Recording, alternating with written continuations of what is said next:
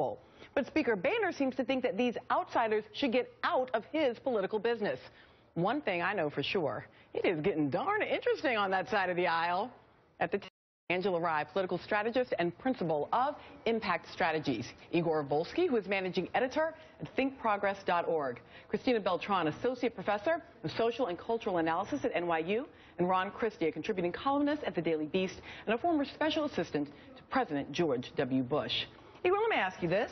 Is this the end of Speaker Boehner's speakership or the beginning? Well, I hope it's the beginning. You know, this was kind of a long time coming. You saw in 2010 when this new class was elected, Boehner very frustrated on issues like the debt ceiling, all of the budget fights. He tried to make a deal with the president, with the Democrats. It didn't go anywhere. I mean, issue after issue, the Farm Bill, comprehensive immigration reform, he tries to do something, they pull back. And so now it all kind of boiled over out into the open.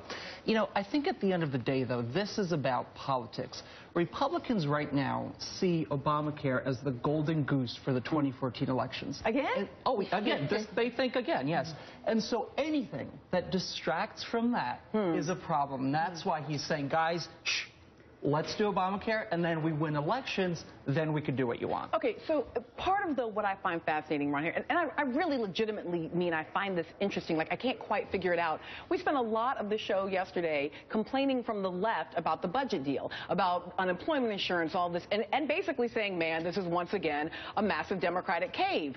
How could it possibly be that the left sees this as a massive Democratic cave and that the right sees this as a massive Republican cave at the same time? Because I think this is about the art of the deal. I think that the Democrats wanted unemployment extensions. They didn't get it. Republicans wanted more deficit reduction. They wanted entitlement reform. They didn't get it. To me, the fact that both of these factions didn't get what they wanted, maybe that means that we're actually onto something good here.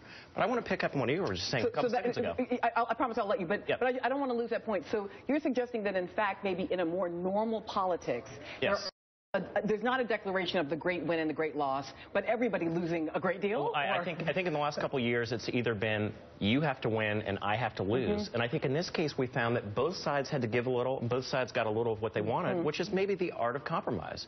But here's a guy, I've known John Boehner for 22 years. And the one thing I can say about him, I mean, you showed the clip of him crying. Democrats love to do that. But the John Boehner that you saw in these clips of him being upset and him wanting to say, enough is enough, enough is enough. This is ridiculous. He has about 30 or 40 members of the House who want to vote no on everything that's out there.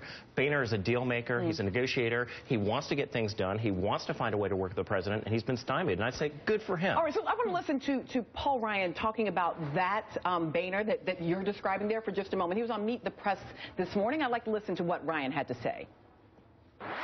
Look, I think John just kind of got his Irish up. He was frustrated that these groups came out in opposition to our budget agreement before we reached a budget agreement. I was frustrated too.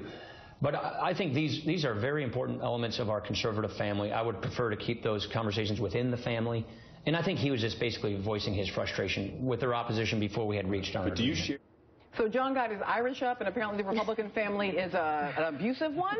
But, I mean, what do you make of Ryan now trying to kind of smooth over this fight? Well, if only this budget impacted just conservatives, then perhaps they could keep it in the family. The problem with that argument is it's the larger American family that's been impacted.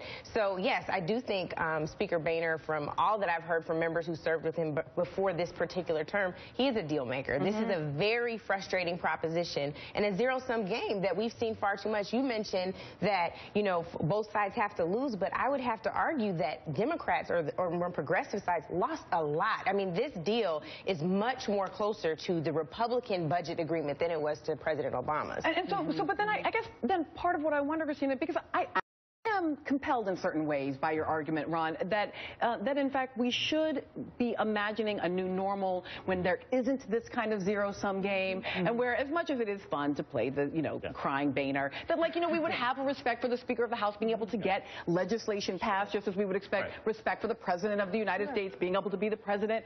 But it does feel to me, I mean, he made this claim about outside groups, as though it isn't the politics happening among our elected officials that is relevant, but this pressure politics coming from the outside. Right, that it is not really about the Republican Party itself, as opposed to that it's sort of over in the separate space. I mean, I think that fundamentally what's really interesting in a couple of ways is the idea that just a bad deal means it's a compromise is hard, because I mean, I think there's something also about the fact that Democrats are just so always half-loaf. We're just so always used to like, oh, a crumb. Well, it's a crumb, you know, and the Republican Party is like, you know, they have a sort of a kind of all in, you know, all in, we better get everything or we feel like we've been betrayed. And so the logics there are so different. But the other thing that strikes me is that how low has the bar gotten for governing, right? Like, basically, the government is not shut. So right. The GOP has basic motor skills, right? The GOP can, like, they're not putting like spaghetti on their pants and, you know, juice on their heads. They can chew food and use a fork. We can pass a bill, you know, and we can, you know, pass a budget. Like, this is now kind of a miracle of governing. We're so excited by Boehner's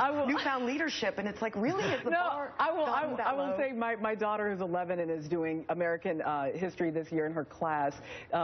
She had to make a board game of how a bill becomes a law, and we played it, the three of us together, my husband, my daughter, and I, and in nearly an hour of playing, we could never actually get a bill all the way through. And I was like, oh my God, this is the 113th Congress. Stay right there. We've got more on this. Up next, yet another Republican trying to eat his party's own. Competition's paying the price.